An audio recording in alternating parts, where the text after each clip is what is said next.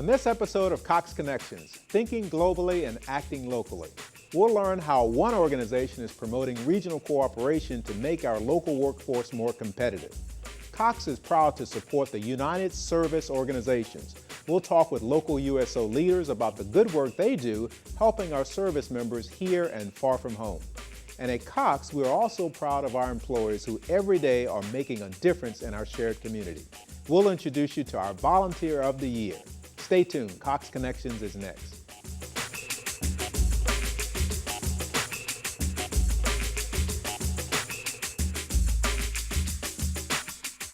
Hello and welcome to Cox Connections. I'm your host, Gary McCullum, Senior Vice President and General Manager for Cox Hampton Roads.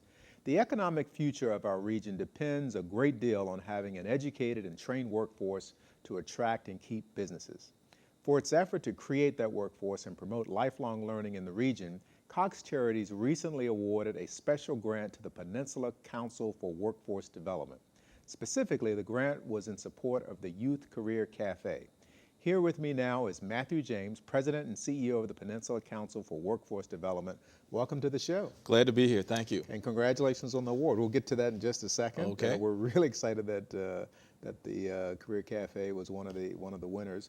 But first off, Matt, tell us a little bit about the Peninsula Council for Workforce Development. The Peninsula Council is a pretty unique organization. It was an outgrowth of the economic development focus, and we primarily like to think of we bring all of the community and business leaders together and work on workforce development solutions. We have two divisions: a federal division, which does all the federally funded grant programs to help the people who are under or unemployed, and then we also work with a non-federal division which works in building partnerships, and that was the division that came up with the response that we had for increasing the workforce readiness of young people and the start of the Youth Career Cafe.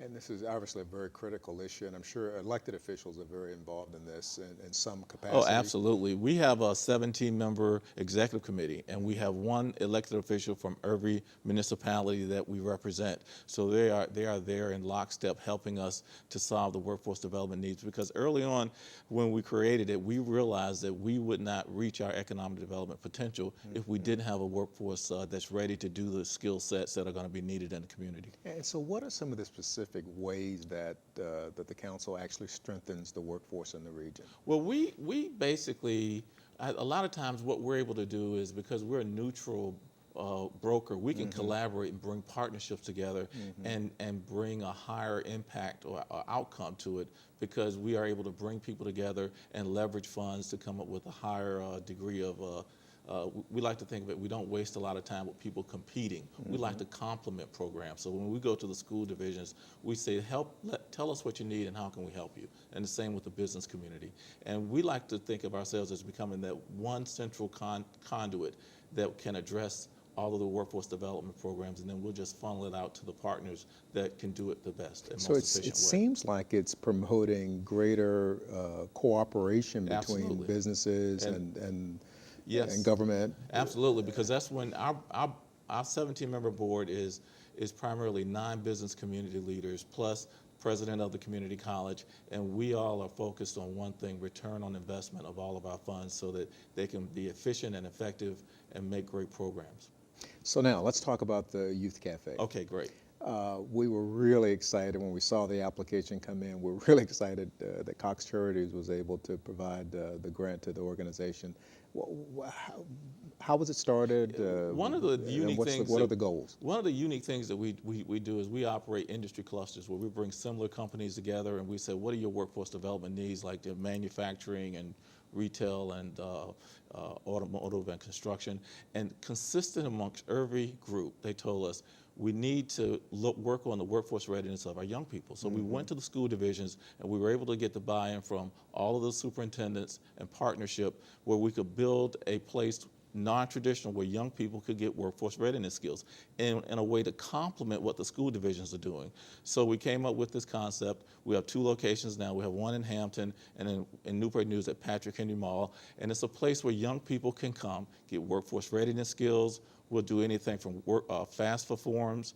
The young people act as board of directors. They set the curriculum a lot. And last year we saw 4,000 kids at the Workforce Development Center. That's incredible. And we saw an additional 7,000 kids.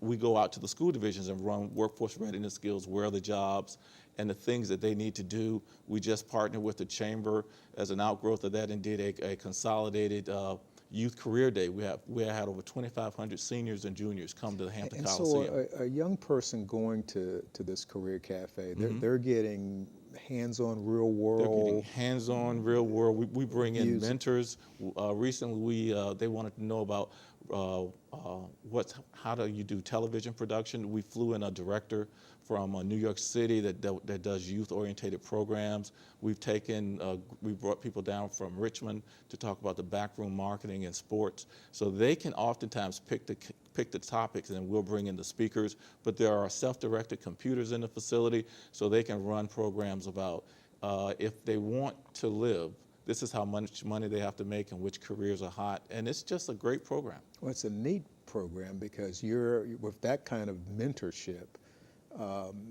Clearly, it prepares them to get a job, but also maybe I can create a job. Yes. That's even more important. I mean, So what are the ages? The ages are 14 to 21, and we were real happy because we were one of the few we're the first one in the state, and we've been doing this. We'll celebrate our 5th year anniversary in the upcoming summer. How did you find out about Cox Terriers? What was the? Well, we're always looking for leverage funding, and a couple of people, we partnered with the Boys and Girls Club in terms of we did a mini youth career cafe in one of the Boys and Girls Clubs over there, and they told us about you guys and how you guys were always looking for great new programs, and we just said, hey, we think we have one. Let's start the conversation. Yeah, and that really is our focus. It really is about youth and education and development. And we're really trying to do things that, just as you're doing at the Youth Career Cafe, how do we invest in children now? How do we invest in our young people now in a way where there's this huge return down the road? And that's exactly what you guys are doing. We're just about out of time. Okay. But if there's someone listening to this and they want to do something to help with the Youth Career Cafe or with the Workforce Council in general, how would they contact you? I would say, please, our phone number is 757-826-3327, and our website is www.pcfwd.org. Call us. We're always looking for new partners, new contributors, and we tell everybody our services are free. Right. They just need to show up and tell us what they want and what they need. All right. Well, Delegate Matt James, thank you for all you're doing, your leadership, and again, congratulations on receiving the Cox Terriers Award for what you're doing with our youth. Well, thank you. It's a great initiative. I compliment your organization as well. Glad to be here. Thank you. Well, making a connection between service members and their loved ones, it's all in a day's work for the USO. Stay with us.